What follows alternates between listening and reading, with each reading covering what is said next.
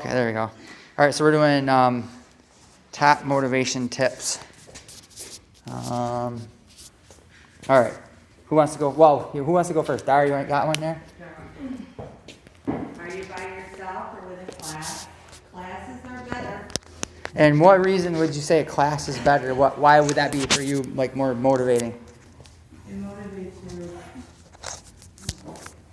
to meet friends, you get to know people, Uh and you exercise with the people, and you don't want to be left behind, so you work your butt off to keep up. huh. Yeah, I'm gonna put that down. So, just by being around other people, Well, yourself. other people you find more motivating. Yes. So part of this question was like, just she was saying that for her, she loves how she feels after she works out, and she enjoys the workout and stuff, like, you know, how she feels. But for her, like, getting out the door is the issue. She's like literally there. I pay a lot of money, so when I don't show up, I feel like I'm throwing it down the drain. So when you pay a lot of money, so if you're investing in it, then you don't there's more to lose than if something doesn't. Like, I literally think about dollars and cents. If I don't go today, it's $18. Gotcha. Gotcha. That's a good way to do it too. Set small goals so you reach them quicker. So you're always reaching goals.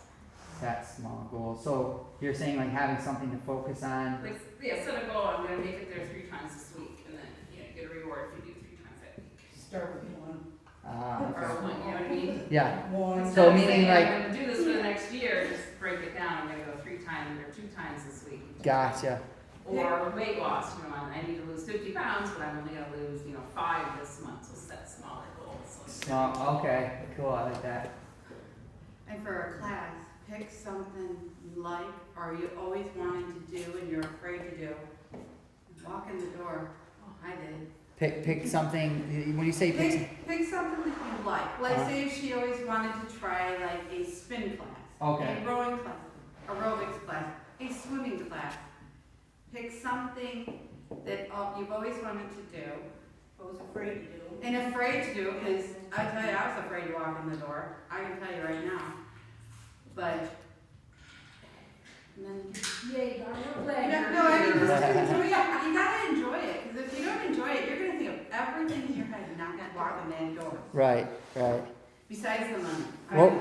What would you say? I kind of somewhat on a tangent, but what would you guys say you enjoy the most about your workouts or working out? I mean, because obviously working out, it's not the same everywhere. But what would you say? Results? I like the mix. Mix of It's it hard to all. get Yeah, bored. right. And it just keeps going, you It's know, not the same old, or if you went to the gym by yourself, you do something, take a break. Gotcha. You know, here is just. You kind of pushing a little harder. constant. Yeah. Gotcha. Okay. So it kind of pushes you or challenges you, variety, results. Is there anything else on that end? and you're just So- looking to meet someone. You meet people. You Oh, know? so there's kind of like the social dynamic. So too. there's a social dynamics Yeah. that you would have met these people if you didn't come in. Well, and there's some accountability to that, Yeah. right? Like, where were you? I haven't seen you in a week. Are you coming today? Right. These are all good because these themselves are all each individually things I think that are motivating for many people, right? Our instructor is wonderful. Great instructor. Well, that is so true. It because is. It is Even true. if you have a disability, you always help us get through it. You always give us an option. Uh-huh. You always have an alternative, like say, Yep. like if your leg hurts, your arm hurts, or whatever, you give us an alternative. But if you go to the gym and do the same thing all the time, you're just gonna. Do you almost feel like you don't have anything to do? Yeah. I actually was talking to someone today who wants to do some training, and he said he's basically has one right arm that's almost completely paralyzed. So he's had a really serious shoulder injury and multiple surgeries to the point where it's just bone on bone, and all these nerves are missing, and just all sorts of stuff going on. But basically, he's like, I even just moving up and down, bouncing stuff or running is excruciating pain too. So he's not even doing anything with that arm. So he's like, I don't know what I can do. So I was like, well, there's still this arm and these 2 legs and your app. There's a lot of things you can do if we can just find things that are. So yeah. Okay. Anybody else have any other? Yeah. For me, I had to find something that easily fit into my schedule. Ah, yeah. So the timing, like the fact that it's right after work on my way home before I get home for dinner. Other things, classes that I had tried that maybe were at like 5:15 or 5:30, I would always, you know, like, I had struggled with that. Or if it's in the morning, I will just oversleep instead of going. So Gotcha. it was really finding the right time to be able to go conveniently after work before I got home. And is anybody else on a similar note to that? Does anybody find that not just the time of this class, but the fact that there's a set time, Yes. or that can be super helpful rather than just like, oh, I can go to the gym sometime if I find the time. Yes, Right. absolutely. Yeah. Set time was good.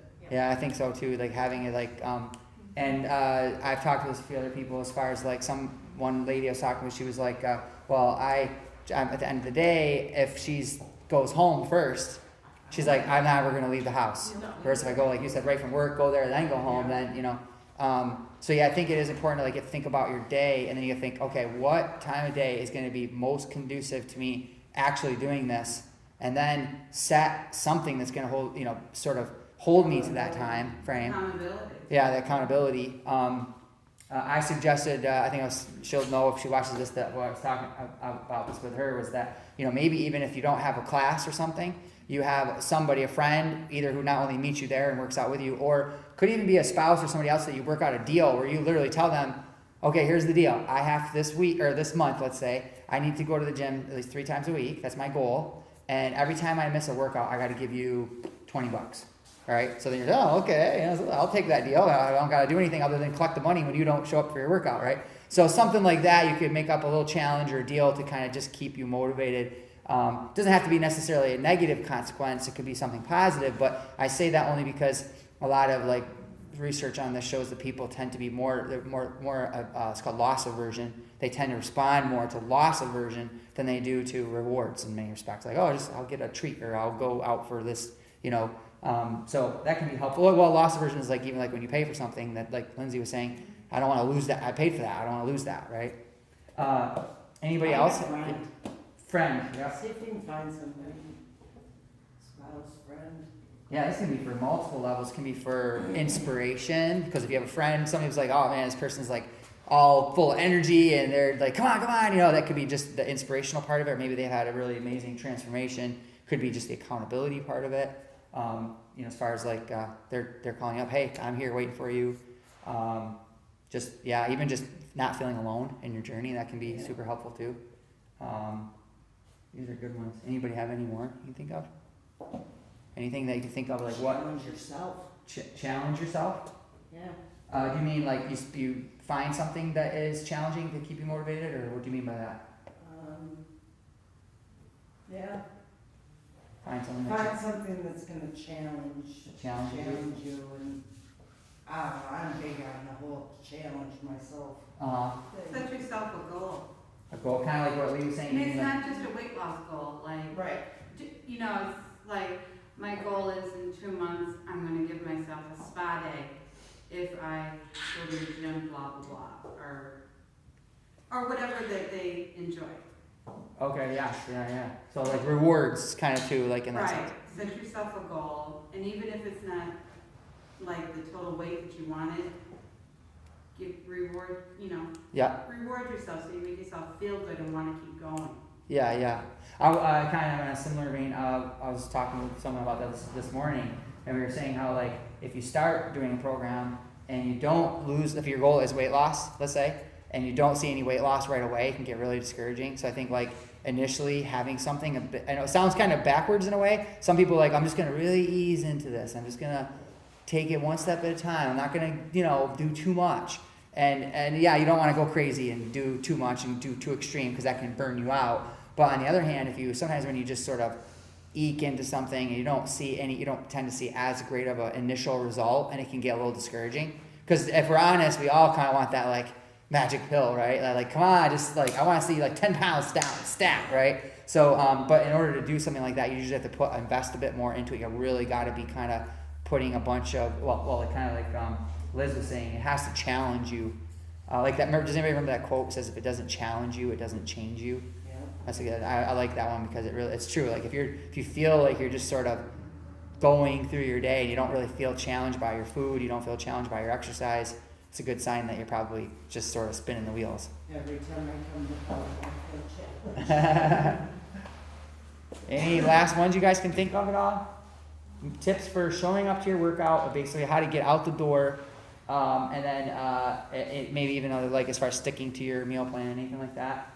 I did think of, I'll throw one out there. I just thought of, I was actually listening to a speaker talk about this the other day, and I thought it was interesting. He was talking about how many people think that motivation is like a feeling where you get the feeling, and then when the feeling starts to get sort of at a high enough level, it will push you into action. So motivation leads to action.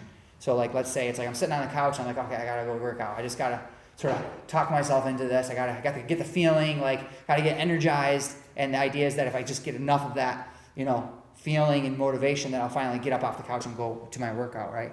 And what he was pointing out was that he was saying that research shows that action prior to motivation itself can lead to motivation, meaning that sometimes the worst thing you can do is sit there trying to talk yourself into it. The better response would be, wish I could think of her name offhand. She's a real popular motivational speaker, and she has a little hack. I think she calls it the 5-second rule. Is it 5-second rule? I think it's a 5-second rule. It's like right there at the tip of my tongue. For her, it's like she found that there's this like little window where if you don't take action and you let 5 seconds go by just contemplating it, you end up stuck in the couch, or so she literally does this little mental hack where she's like, okay, she's sitting on the couch and this thought pops into her head of like, I should get up and go do my workout. And rather than sit there and be like, okay, I gotta try to talk myself into this, she just goes 5, 4, 3, 2, 1. And then she goes, I launch myself out of the couch, because she goes, I don't feel motivated when I'm launching myself out of the couch. That's sort of just like a cue to just get me up off my feet and go and just start moving toward the door. And just grab this thing, and it's like, go. And then what happens is that action can transform into motivation. So it's not always about just sort of like waiting for a feeling. It's like, start taking steps there, just get in your car and start driving, or whatever it is, do one rep, you do something, but don't just necessarily sit there and try to talk yourself into it all the time. That's not always going to work.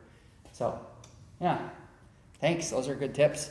I'm going to do one little sweep here so she can see who was telling her all these tips here.